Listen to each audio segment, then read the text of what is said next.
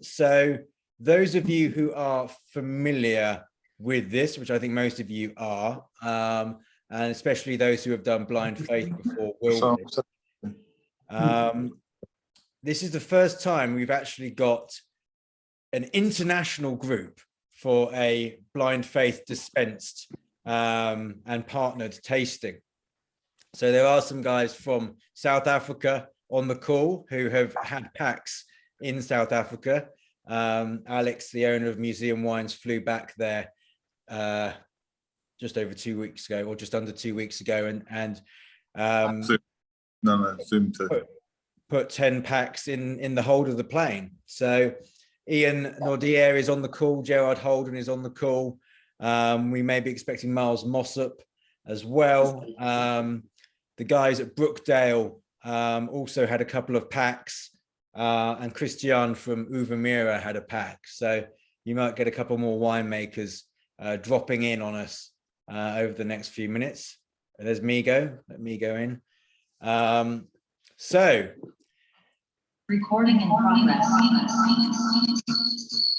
Go. 8 wines, 4 of which were South African, 4 of which were not from South Africa. How did we do? Very interesting scores. Then they've been changing because we've got a few late submissions.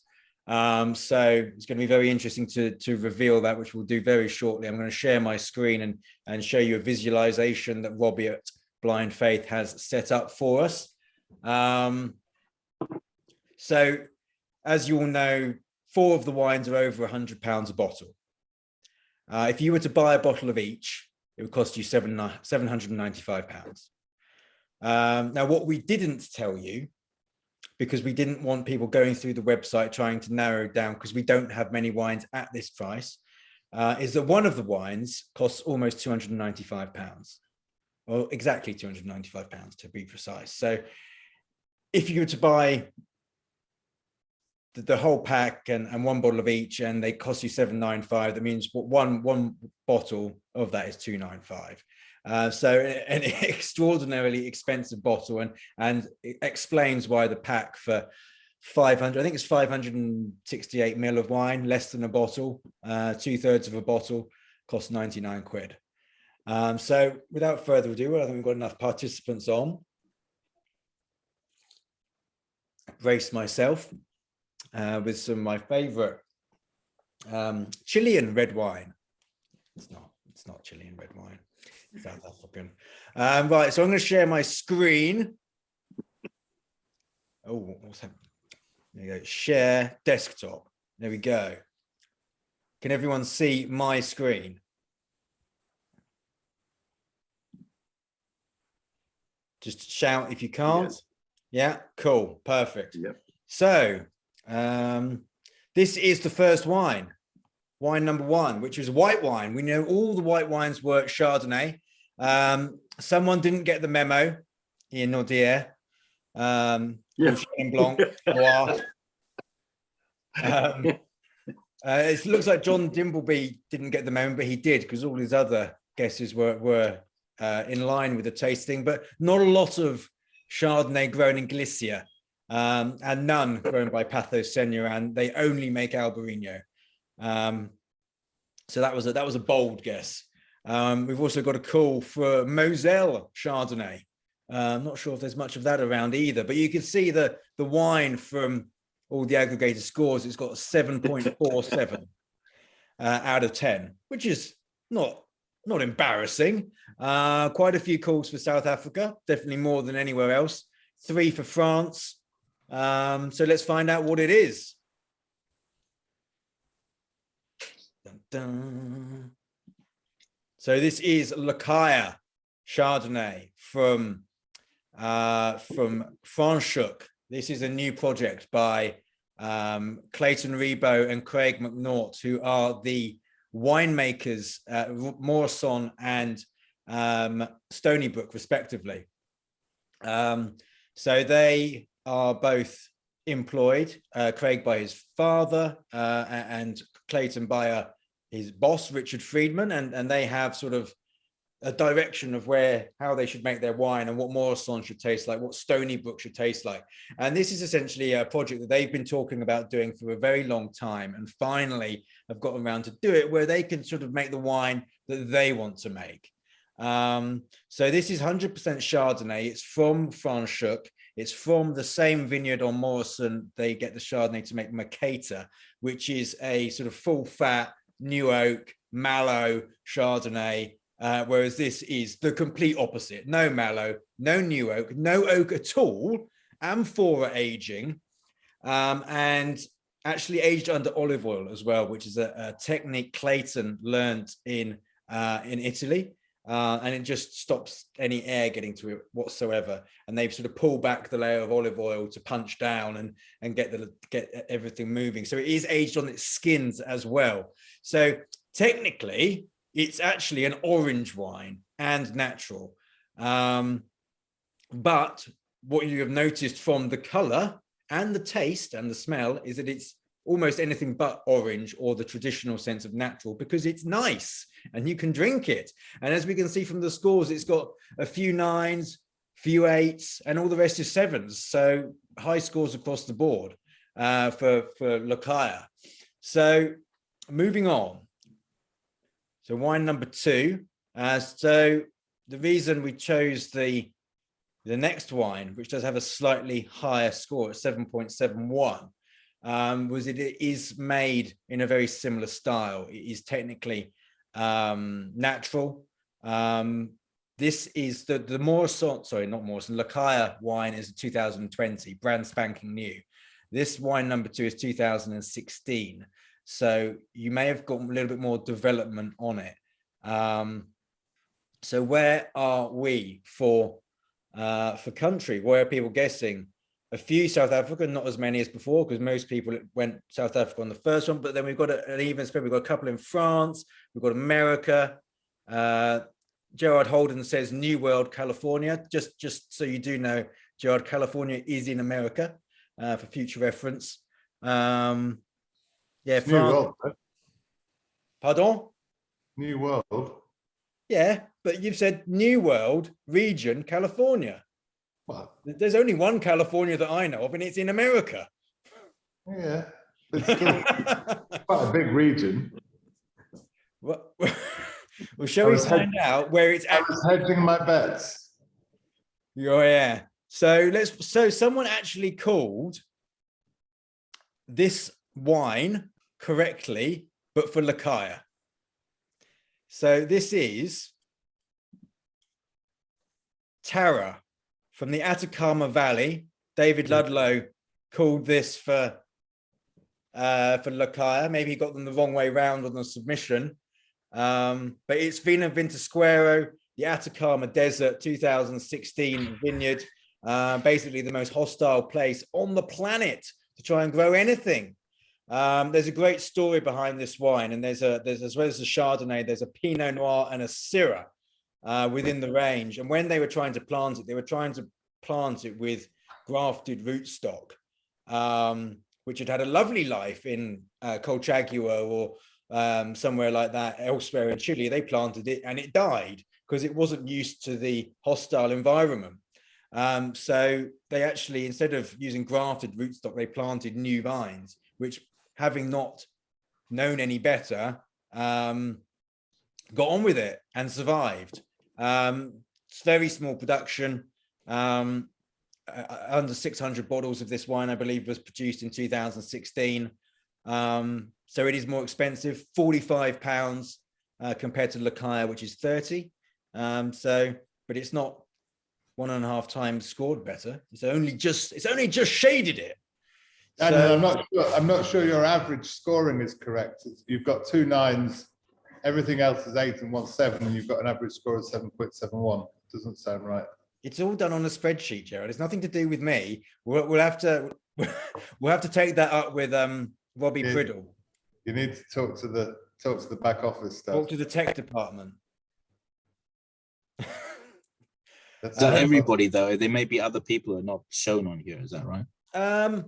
Yeah. So actually, we had 18 submissions. So 1, 2, 3, 4, 5, 6, 7, 8, 9, 10, 11, 12, 13. Yes, so there's 5 submissions that aren't showing. So I'm guessing it's only showing the top 13. Okay, they're all If that'll mollify you, Gerard Holden. I made a mistake on my submission because you probably saw I did 2 South Africans, so I was changing my mind as you to said South Africa, Chile. yes, I know I was swapping around and then I forgot to make the change. So, but yeah, because I got the 2, but the wrong way around. Oh dear. It was a good thing this isn't blind faith because you'd be losing points for that. You'd lose points, yeah. Right, moving on. So the next wine, so more Chardonnay with a considerably lower score, 6.47. That's actually the worst score we've ever had in a museum wines SA versus rest of the world comparison. I think the worst score previously was the second one, Chateau Gloria, with a lowly 7.18. But as you can see, there's a massive disparity from David Ludlow, who again, the famous Hemelenard producer of, oh no, this is another problem I asked Robbie to sort out, and he didn't have time to because he was flying to New York. But if you didn't put a producer in, it's used what you put in the next one for some reason. So that's why it says Kistler from Hemelenard, but you didn't put that. But you did like the wine. You thought it was very, very nice. So this is the most expensive bottle so far. This is £118 worth of Chardonnay. I think there was a bit of bottle and pouch variation. Actually, when Robbie first opened the bottles to dispense them into the pouches, they were fizzy. So again, this is another natural wine, but not from the New World. This is Pliny Montrachet at 118 quid a bottle. So apparently the reason for the fizz, because I did question it with the supplier, and I said, why have we got Cremant de Pralini? And he said that it is because they put in carbon dioxide instead of sulfur dioxide because they eschewed the use of sulfur dioxide. And to be honest, I think in my Pralini, I'd rather have a bit of sulfur than fizzy, not meant to be soda streamed Pralini Montrachet, 118 quid a bottle. But as you can see, we've got lots of the people that liked it the most thought it was South African. Quite a few calls for France, one for Spain, Italy, Tuscany. I think that's messed up John's guess again. I saw earlier he put Gaia, but no, it's not Gaia. It's Le Rocheux, which is a 5-hectare plot in Pralini Montrachet, which they've ruined by making it natural. So the people that scored it very highly, I think, tried it quite early on because I think it's deteriorated significantly in pouch. Because I tried it on Monday, I think it was, and I would never have called it as Pralini. It was like it was almost more South African, like those like Testalonga, those sort of really unpleasant Swartland Shennins that are more like cider than they are wine. I really didn't enjoy it at all. I didn't even finish my very small 68ml sample. I gave it to the garden. And it seems like the people the more recently you tried it, the less you liked it. And they found it in some of the South African, actually more than one of them. The people that tried it in South Africa noted oxidation on it. So I don't think it's traveled very well either. But this is the problem with natural wine. It is not built to last. They are all a ticking time bomb. So moving on for the final Chardonnay. Daniel, before you move on, did you say there's something gone wrong with the producer? Because I've got Tara there, which I meant to put for number 4, but I know that Tara... Yeah, so basically, if you didn't put anything for number 3, Robbie's spreadsheet will take from number 4 and double it up, essentially. Well, I thought I did, but it doesn't matter, but I thought I did. I thought I'd put something for everything, because I thought I'd put whatever number 1 was, I thought I'd put for this one. We'll have to take that. We'll have to take that with tech support Priddle at a later date. It doesn't matter. Just that I didn't think Tara was South Africa. That's all. Yeah. No, it's not. Yeah. So you'll probably see when we move on Yeah. that you've got Tara for number 4 as well. Right. Because apparently Gerard Holden thought this was his own reserve Chardonnay, and gave it a 5, which I think is unlikely. So moving on to a Chardonnay round winning score of 8. We have got 3 10s followed by 4 9s and the rest 8s in the top 13. So it seems like people quite liked this wine. Vino Dave, I actually do think you called it as Kistler. Andrew, yes, it does say Tara, so I think that's probably spreadsheet not working properly. So yeah, almost all of the top 13 are in South Africa. So let's reveal, and we know it's South African because we've already had 2 non-South African wines. So what is it? Holden Man's Reserve Chardonnay, which comes at the princely low sum of £55 a bottle. So you could buy 2 of those and have £8 change from the Montrachet you've taken back to the shop. There we go. Any thoughts? I actually would say both the wines I thought were stunning. Both the wines were stunning. I think you were our first submission, David. So I think you I think still in condition. I think you know you did get a lot of the natural wines in with the. I would not have said it was Pony Montrachet. It didn't taste like that at all. But it had them. Both of them had the most incredible bouquet, and just I found with both of them incredible levels of complexity. There's so much that I was just picking up from the wines. I thought both of them were out of this world. And I would say the Holden Man's was just cracking. Yeah. No. Weirdly, that was my least favourite of the 4, and I found it dull in comparison to the others, to be honest. I don't know why. You did still give it an 8. Yeah, it was okay, but I preferred the other 3. Okay. That's okay. You're allowed to. That's what the great thing about wine is. It would be very, very boring if we all agreed. I'm just grateful that Rian's score is not on the screen.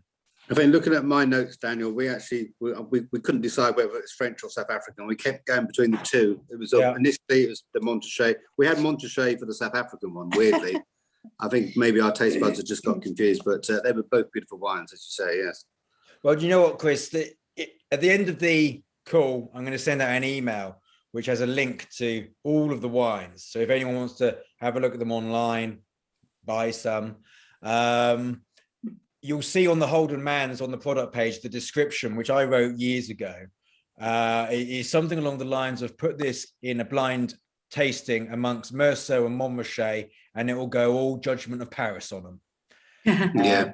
Which I think is, and Holden Man's Chardonnays particularly, I've always found have this nuttiness, which is akin to Meursault particularly.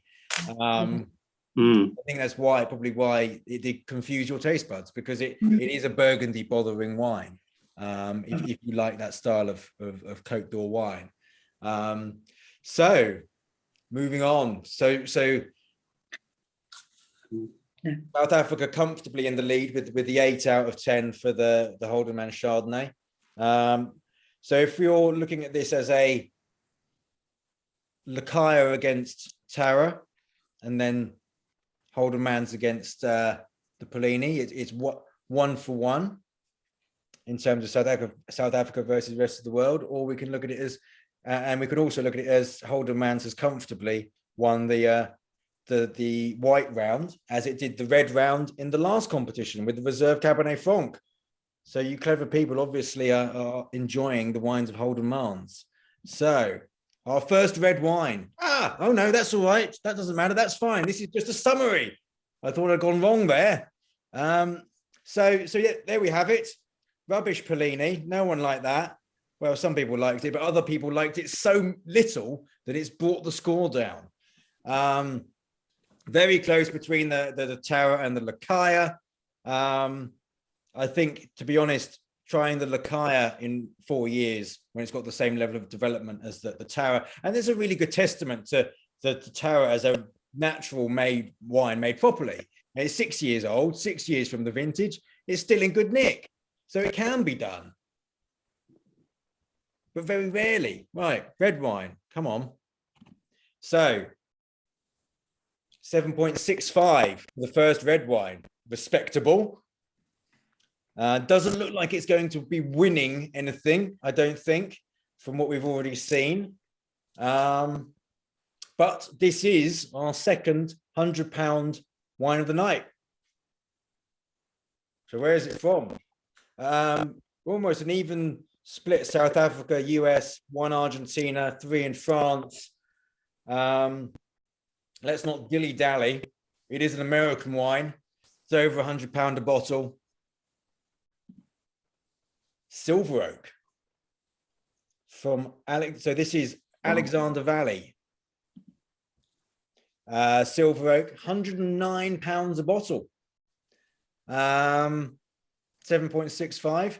But so people have scored it basically the same as 30 to £40 Chardonnay in terms of the quality. That's not very good, is it? And I wonder how many people on the call, feel free to shout out, if you knew this was £109 a bottle, would you still score it as highly as you have?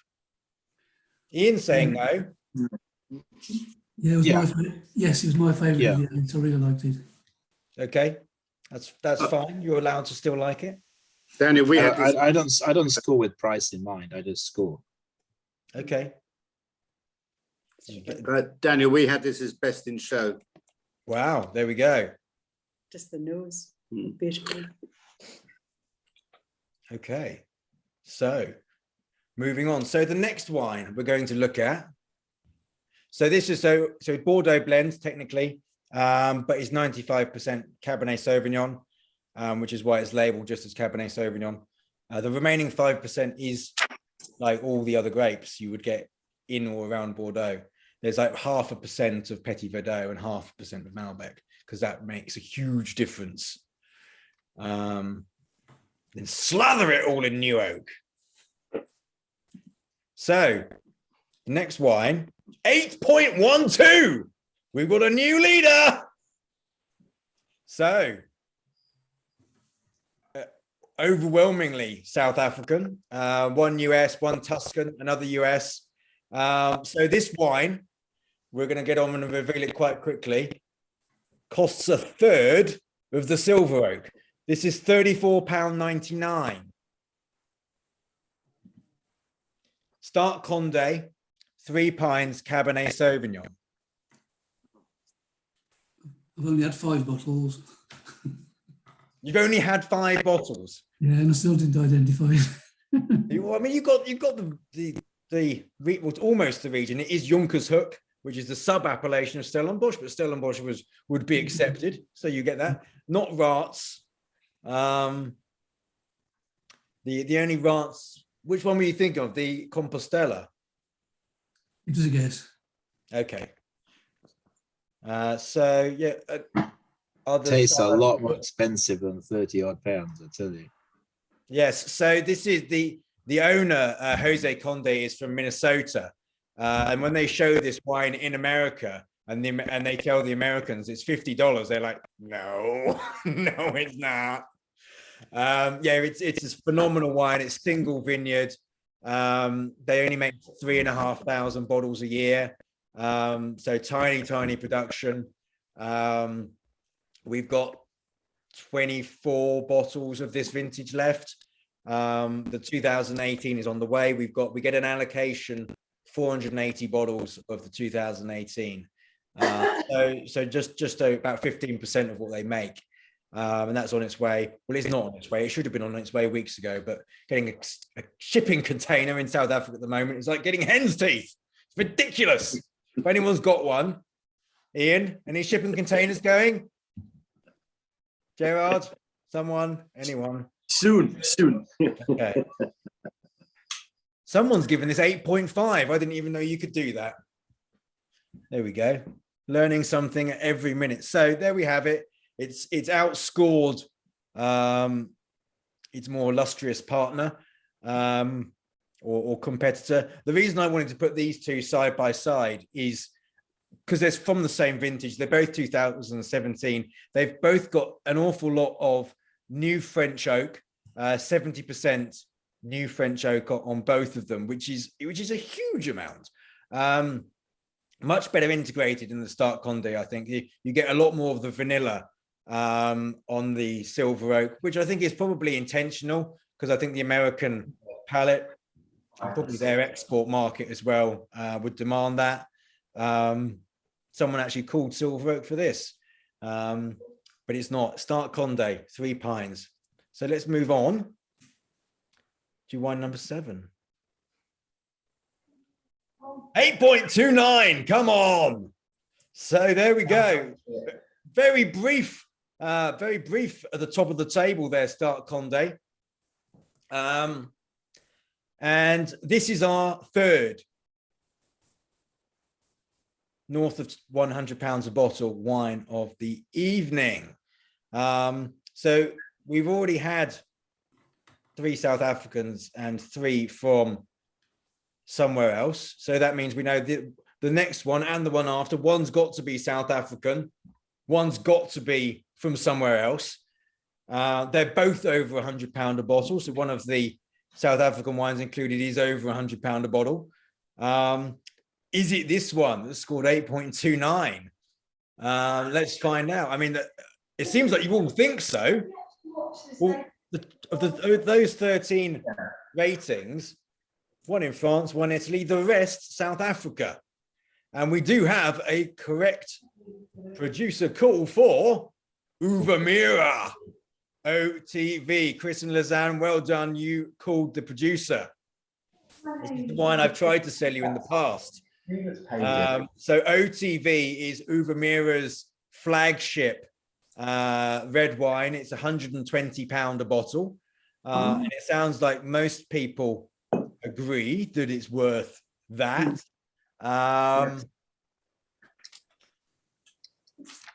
There we have it. So it's mostly Cabernet Franc, 65% Cabernet Franc. They have a beautiful Cabernet Franc vineyard, as do you, Gerard, of course. But they're in Stellenbosch. They're in the Helderberg, so 600 meters above sea level. Also, they're uniquely positioned with their proximity to the coastline. So they're also 9 kilometers from False Bay, which you can see on a clear day. So you don't normally get that level of altitude with that proximity to the ocean. You get one or the other typically, but not normally both. So it's a unique terroir. The mineral purity of their soil is 99.99%, which sounds to me like it's quite a lot. And they have been named as having the best Cabernet Franc vineyard in South Africa on occasion. They do make if you want, we've got 7 bottles of this left. So if that's not enough for you, they do a single cultivar Cabernet Franc called the Dance. They only make 750 bottles of that a month, but that's a weekday priced wine at £59.99, just shy of 60 quid, half the price of this. So without further ado, we know that the last wine yet to be revealed is not South African. We also know that it's the most expensive. It is £295. Would anyone like to hazard a guess at what it could be? Shout some names. Bordeaux. Not Bordeaux. And it's not scored as highly as Start Condé or as Uvamira. Let's find out what it is. It did with me anyway. Anyone else want to shout out the name of a winery? No one brave enough. Sassicaia. Sassicaia has been toppled, and it has been embarrassed by South Africans. Maybe it shouldn't be embarrassed. Maybe it should be proud to have been presented alongside them. But you could buy 8 bottles of Start Condé 3 Pines, which you all think is better, and still have change if you don't buy this. £295. So Sassicaia 2018, obviously it's very young. It for me, it didn't excel. I think if I'd paid that money for it, I'd have been slightly alarmed. I was at a Sassicaia launch in London a few weeks ago, end of Feb, where we tried the 2019 at the release, and it was sublime. It was better than that. It was, you could sense more its pedigree, its value. You could see where it was going in its lifetime. It tasted like Sassicaia squash, concentrated Sassicaia, which just needed to be diluted by time to reach its potential. This didn't have that same enamorment for me, and neither for you either. So let's see the summary of the Cabernets, which is just up reloading itself. So yeah, it's only just better than Silver Oak, and nowhere near as good as the two South African wines, Three Pines Cabernet from Start Conde and OTV from Uvumera. So I think, again, a resounding victory for South Africa. Definitely the best white wine, and without a shadow of the doubt, the best two red wines. There we have it. We've come to the end of our South Africa versus rest of the world round 2 reveal. Does anyone have any wonderments, queries, anything that they'd like to share? Hope preferably wine related. Sassicaia was my best wine of the reds, but you were drinking it very, very young. Yes. Do you think it will evolve despite your dislike of it at the moment? I didn't dislike it. I didn't think it was shit. I thought it was, for me, I couldn't really see where it was going. I couldn't see its trajectory or how it was going to develop. I mean, obviously, I try a lot of wines very, very young. A Bordeaux en premiere, when you're trying stuff which is not going to be anywhere like what you're trying, and you've got to see, right, where is it going, and pinpoint it. And that's how the critics and wine writers and people, they try something when it's just come out of a barrel that morning and it's 6 months old, and they go, right, 99 points, that's going to be amazing from 2024 to 2031. So there's definitely, you can taste potential. I wasn't tasting that much potential from the 2018. I think it probably says a lot that we've still got 2018, whilst we've already sold out of our 2019 allocation. That sold out within a week. So I think that it has probably already been written about, and people have read somewhere, that 2018 Sassicaia at 295 quid a bottle isn't that much cop. When you can buy, actually, if you want to, we've got some 1995 that just went on the website today, which is a snip at only £395 a bottle. So for more than 20 years, extra age, you're only paying an extra £5 per year, less than £5 per year. That sounds like a good deal to me. I mean, you pay more than that in storage if it was in bottles. So there's 2 cases of 6 on the website for anyone that's. 2 cases of 6. I had another question for you. I don't want to monopolize. So Sassicaia or Ornellaia, what's your view? So I actually had a bottle of Ornellaia 2017 on Sunday to try and spur the Ferraris on, and it worked. And it was phenomenal. 2017 is a tricky vintage in Tuscany. It's a young drinking vintage. I actually coravanned it first to check that it was going to be within its window, even if only just. And it was within its window, and it was spectacular. I've got a soft spot for Ornellaia, possibly because I've been there and I've not been to Sassicaia. And I think on that basis, I'm probably more Ornellaia at the moment. So there we have it. Also a lot cheaper. Yes. Yeah, I mean, we don't list Ornellaia anymore. We used to. And the ratio of sale between the two is, there's a cavernous void.